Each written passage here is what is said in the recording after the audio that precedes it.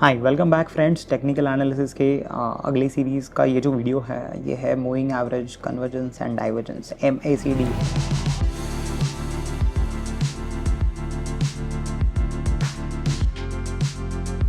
ये भी बहुत पॉपुलर इंडिकेटर है, इसके बारे में हम लोग डिटेल में जानने वाले हैं ये वीडियो में। बहुत बेसिक से हम लोग इंडिकेटर्स आपको सिखा रहे हैं। पर्टिकुलरली अगर आपको ये इंडिकेटर्स के बारे में पहले नहीं पता था तो शायद ये आपके लिए बहुत इंटरेस्टिंग रहेगा। MACD भी वो वाइडली यूज इंडिकेटर्स के रेंज और टॉप लिस्ट में आता है। बहुत सारे ट्रेडर्स इसको यूज़ करते हैं।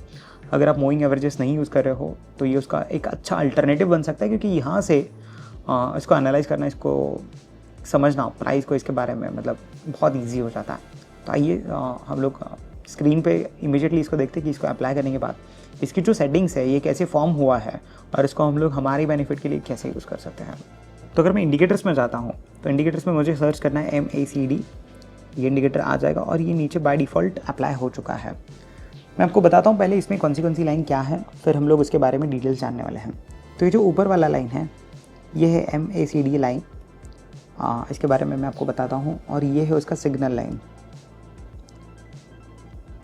ये जो बीच में आपको दिख रहा है ये हिस्टोग्राम है। हिस्टोग्राम का काम कुछ नहीं है, ये आपको बस ये जो दो लाइन्स के बीच में डिफरेंस है, ये डिफरेंस यहाँ पे प्लॉट हो रहा है। अगर ये दो लाइन्स के बीच में यहाँ पे डिफरेंस जैसे बढ़ते जाता है, आपका हिस्टोग्राम का वैल्यू बढ़ते गया, यहाँ पे डिफरेंस कम हो गया दोनों के बीच में, तो ये नीचे आया है। तो हिस्टोग्राम प्रोबेबली आप नहीं यूज़ करो तो भी ठीक है, चल सकता है। ये जो हमारे क्रॉसओवर सिग्नल्स हमें एक मूविंग एवरेज की तरह यहाँ पे दिख रहे हैं, वैसे ही ये है। इसको कैसे एनालाइज करना है ये चलो देख लेते हैं। तो इसके लिए बहुत एक इंटरेस्टिंग चीज़ हम लोग करते हैं। हमारे पास अभी चार्ट पे दो EMAs है। मैं दो EMAs को बस थोड़ा सा अल्टर करता हूँ आपको MACD समझाने के लिए। ये जो पहला EMA है मैं इसको कर लेता हूँ 12। मैं क्यों कर रहा हूँ आपको बताने वाला हूँ इसके बारे में। और ये जो सेकंड है हमारे लिए, उसको मैं एडिट कर लेता हूँ 26। और फिलहाल के लिए मैं ये लाइन में से, MACD लाइन में से, ये देखो यहाँ पे अगर आप सेटिंग्स में देख रहे हो तो 12 है और 26 है। मैंने यही दो मूविंग एवरेजेस ऊपर क्यों लगाए मैं आपको बताता हूँ। और सिग्नल लेंथ 9 है। तो अभी अगर आप वैल्यू वाइज देखोगे तो मैं आपको बताना चाहूँगा, आप वैल्यूज़ कैलकुलेट कर लेना। तो ये जो 26 है वो अभी है रेड कलर वाला, ये रेड है, ये 26 है, ये ब्लू है, ये 12 है। तो 26 लाइन है, ये 12 लाइन। MACD लाइन जो होती है ये कुछ नहीं है, मतलब MACD का जो लाइन होता है ये कैसे बनाया गया है, ये 12 EMA में से 26 EMA माइनस किया गया है। अभी यहाँ पे 12 की अमाउंट क्या है, ये 12 है हमारा ब्लू वाला 85,665। इसमें से अगर मैं 26 रेड वाला माइनस कर दूँ 86,397, तो इसका वैल्यू ये -732 आएगा। तो ये जो ब्लू है ये है MACD लाइन। समझा आपको? MACD लाइन कुछ नहीं है, दो मूविंग एवरेजेस, मतलब शॉर्ट मूविंग एवरेज जो है 12 डेज, उसमें से एक लॉन्गर टर्म मूविंग एवरेज, थोड़ा उससे बड़ा वाला moving average which is 26 days, इसको माइनस किया जाता है और उसकी एक वैल्यू है। तो अगर आप देखोगे तो ये वैल्यूज़ कुछ भी हो सकती है। अभी बिटकॉइन है इसीलिए डिफरेंस 700 रुपये आ रहा है। हो सकता है अगर ये छोटा कोई क्रिप्टो एसेट हो, कुछ छोटा कोई क्रिप्टो करेंसी हो, टोकन हो, उसमें ये वैल्यू कम आ सकती है, 5, 10 कुछ पैसों में आ सकती है, दैट इज़ फाइन। तो MACD के लिए जैसे हम लोग RSI में पिछले वीडियो में देख रहे थे कि RSI 0 से 100 के बीच में एक वैल्यू हमें दे रहा था। MACD में कोई वैल्यूज़ नहीं है। MACD में फिर इंपॉर्टेंट क्या है, MACD में है इंपॉर्टेंट ज़ीरो लाइन। यहाँ पे अंदर एक ज़ीरो लाइन है, आप देख रहे होगे तो MACD एक तो ज़ीरो के ऊपर होता है या तो ये ज़ीरो के नीचे होगा। जब ज़ीरो के नीचे है तो हम लोग ये समझ सकते हैं कि ट्रेंड शायद बेरिश है, जब ज़ीरो के ऊपर है तो ट्रेंड बुलिश है। ये हमारा मार्केट स्ट्रक्चर तो हमें ऑलरेडी बता रहा था, हमारी मूविंग एवरेजेस भी हमें बता रहे थे।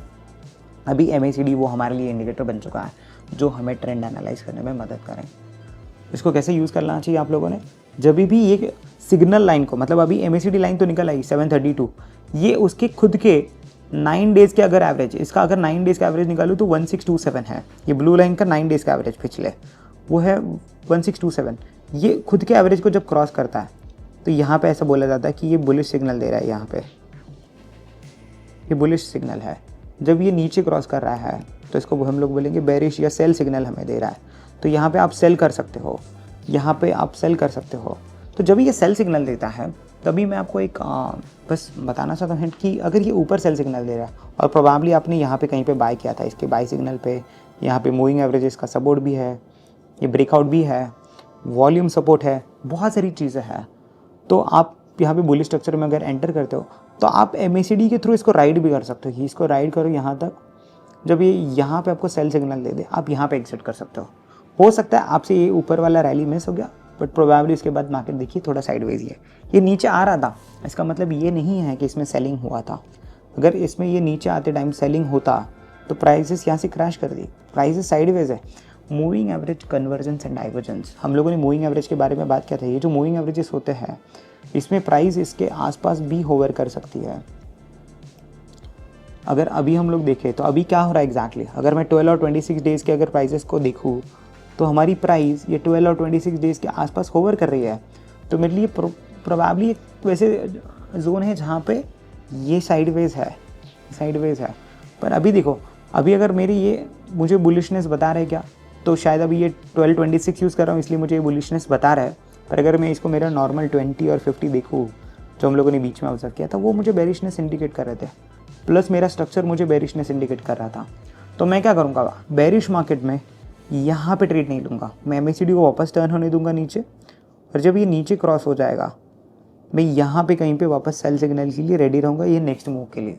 नेक्स्ट मूव बस मैं प्रेडिक्ट कर रहा हूँ, मैं उसकी रैंकिंग्स निकाल रहा हूँ। ये इंडिकेटर्स वापस अगर हम लोग बात करें तो हमारे लिए एक बेटर ट्रेड लोकेशंस आइडेंटिफाई करने में हमें हेल्प कर रहा है, ट्रेंड को राइड करने में हमारा हेल्प कर रहा है। जैसे हम लोगों ने बात की थी कि RSI में भी कि उसकी एक रेंज है, अगर वो 60 ब्रेकआउट देता है तो हो सकता है वो 70 से 80 के बीच में ट्रैवल कर सकता है बहुत फास्ट। यहाँ से यहाँ तक हम लोग ट्रैवल करें, MACD हमें ट्रैवल करने में मदद कर रहा है। यहाँ पे बोलता है कि शायद एग्जिट कर लो। तो इंडिकेटर्स हमें बेसिकली ट्रेंड राइड करने में, मोमेंटम्स कैच करने में, एंट्रीज में तो नहीं पर प्रोबेबलीज एग्जिट्स में हमें एक सर्टेन लेवल ऑफ कॉन्फिडेंस देते हैं, सर्टेन लेवल ऑफ कन्फर्मेशंस देते हैं। तो इंडिकेटर्स को मैं बोलूँगा कि इस वे से यूज़ कीजिए। MACD एक ट्रिगर इंडिकेटर आपके लिए हो सकता है क्योंकि यहाँ पे एक क्रॉसओवर सिग्नल है। जैसे हम लोग मूविंग एवरेजेस में क्रॉसओवर यूज़ करते हैं वैसे ही MACD ऑब्वियसली एक मूविंग एवरेज ही है। तो अगर आप ऑलरेडी चार्ट्स में ऊपर मूविंग एवरेजेस यूज़ कर रहे हो तो MACD हो सकता है आपके लिए सिमिलर काइंड ऑफ इंडिकेटर बन जाए। मतलब आप ऊपर 20-50 यूज़ कर रहे हो, इसमें उसका एक शॉर्टर वर्जन आ गया 12 और 26। पर अगर आप ऊपर मूविंग एवरेजेस नहीं अप्लाई कर रहे हो तो प्रोबेबली MACD आपके लिए फिर और ज़्यादा हेल्पफुल बन जाता है, क्योंकि आप मूविंग एवरेजेस का कन्फर्मेटिव एक इंडिकेटर आपके लिस्ट में रखते हो, आपके स्ट्रैटेजी में रहने देते हो। तो फिर हम लोग ये सारे इंडिकेटर्स इसलिए समझ रहे हैं या इसलिए पढ़ रहे हैं इसके बारे में क्योंकि आपको एक अच्छा ट्रेड प्लान बनाने के लिए आपको इंडिकेटर्स की समझ होना ज़रूरी है। इंडिकेटर्स की कैलकुलेशंस, उसके इंग्रेडिएंट्स समझना ज़रूरी है, सो दैट आपको पता चले हाँ ये इंडिकेटर मुझे सूट होता है। आप अकॉर्डिंगली एक बेस्ट इंडिकेटर आपके लिए चूज़ करना, इसके लिए आपको उसके साथ कुछ दिन उसको एनालाइज करना, कहाँ पे आप उसमें ट्रेड लोगे, कैसे उसको अप्लाई करोगे। बहुत सिंपल ट्रेडिंग स्ट्रैटेजी है। अगर आपको इसको लॉन्गर टर्म के लिए भी यूज़ करना है, आपको चार्ट पे जाके बस लॉन्गर टर्म चार्ट सेलेक्ट करना है। मान के चलो अगर मैं बिटकॉइन का चार्ट वीकली लगा लेता हूँ तो वीकली MACD कहाँ तक था या कहाँ से अवेलेबल है मेरे लिए। इसको 1 वीक कर लेता हूँ चार्ट को। 1 वीक में देखिए मुझे कहाँ पे बाय सिग्नल दिया था। मुझे प्रोबेबली बाय सिग्नल बिटकॉइन में ये वाले लेवल पे था, ये वाली लेवल है यहाँ पे। अगर मुझे बिटकॉइन यहाँ पे 60,000 पे बाय दे रहा है तो इसमें देखिए क्या क्या कन्फर्मेशन है हमारे लिए। यहाँ पे ये ट्रेंड ऊपर ब्रेक हुआ, प्राइस भी अच्छा कंसोलिडेट हुआ, और यहाँ से अगर हम लोग बाय करते हैं मे बी छोटा स्टॉप लॉस होता है इन्वेस्टिंग के लिए, क्योंकि वीकली टाइम फ्रेम देख रहे हैं तो ये हमारे लिए स्कैल्पिंग और कुछ स्विंग अपॉर्चुनिटी नहीं, ये थोड़ा बड़ा अपॉर्चुनिटी है। तो हम लोग यहाँ से मे बी इसको यहाँ तक कैच कर पाते हैं। सिमिलर वे में यहाँ पे एक क्रॉस हो रहा था, आप यहाँ पे देखिए ये तब लेवल्स थी रफली 30-32 के आसपास, और फिर यहाँ से भी एक अच्छा मोमेंटम आया। तो आप मूविंग एवरेजेस को वैसे यूज़ कर सकते हो, उसके टाइम फ्रेम्स को अपने हिसाब से एडजस्ट कर सकते हो। ऑब्वियसली इसमें बहुत और सारी चीज़ें हैं जहाँ पे मल्टी टाइम फ्रेम का हम लोग आने वाले कुछ वीडियो में डिस्कशन करने वाले हैं, तब इसको कैसे यूज़ करना है मैं और इफेक्टिवली बताऊँगा। अभी अगर देखें तो वीकली इसमें यहाँ पे इसके बस सेल सिग्नल है, तो प्रोबेबली मैं इसको ऐसे कुछ स्ट्रक्चर का यहाँ पे वेट कर सकता हूँ जब तक ये यहाँ पे वीकली में क्रॉस ओवर ना दे दे। प्रोबेबली मेरे लिए वो वैसा वाला बुलिश सिग्नल अभी नहीं है जैसे वो यहाँ पे और यहाँ पे था। तो use the indicators in their default settings initially. Settings के साथ मैं बोलूँगा बहुत बार लोग क्वेश्चन पूछते हैं कि क्या हम लोग सेटिंग्स को मॉडिफाई करें। आई फील कि काफ़ी ज़्यादा लोग उसको डिफ़ॉल्ट वे में ही यूज़ करते हैं, इसीलिए हमें वो रिस्पेक्टिव लेवल्स पे रिएक्शंस देखने मिलते हैं प्राइस का। अगर आप 20, 50 EMAs की भी बात करो, RSI की बात करो या MACD की बात करो, बिफोर द टाइम से इसके क्रॉसओवर्स, इसके सिग्नल्स, इसके लेवल्स पे बहुत सारे लोग इसको ऑब्जर्व कर रहे हैं। अगर बहुत सारे लोग इसको ऑब्जर्व कर रहे हैं तो बहुत सारे लोग वो लेवल्स पे अकॉर्डिंगली रिएक्ट करेंगे। अगर रिएक्ट करेंगे तो प्राइस वैसा रिएक्ट कर सकता है। इसीलिए इंडिकेटर्स को उसके बेसिक सेटिंग्स के साथ ही फिलहाल यूज़ करो एट द स्टार्ट। आप एक बार प्रो बन जाओ तो मे बी आप ट्राई कर सकते हो आपके लिए कौन सी सेटिंग्स बेनिफिशियल है, but I would give a suggestion कि उसको बेसिक और डिफ़ॉल्ट सेटिंग्स पे ही रखिए। See you in the next video, जहाँ पे हम लोग और नेक्स्ट इंडिकेटर जो है बॉलिंजर बैंड उसके ऊपर डिस्कशन करने वाले हैं। Thank you.